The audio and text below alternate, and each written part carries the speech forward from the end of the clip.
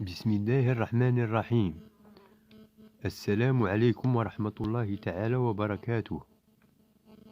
ها احنا خوتي المسفيويين، منين غادي يخرج مبدع آسفي من السجن السيد محمد الحداوي، غادي يعمل لأبناء مدينة آسفي خاصة وفريق أولمبيك آسفي ملعبا على هذا الشكل من أجمل الملاعب في المغرب.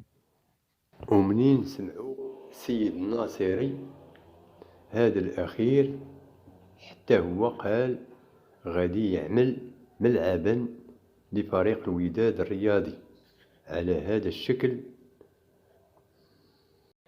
في حين منين سمعهم السيد بطريقة هذا الأخير حتى هو قال ليك غادي يعمل ملعبا للفريق الرجاء البيضاوي على هذا الشكل. بالنسبة للمقابلة الرجاء وأولمبيك آسفي ستلعب يوم السبت على الساعة 6 مساء، والسبب بدون جمهور، والسبب راجع إلى الشغب والفلامات التي قاموا بإطلاقها المشجعين في خميس الزمامرة. والسلام.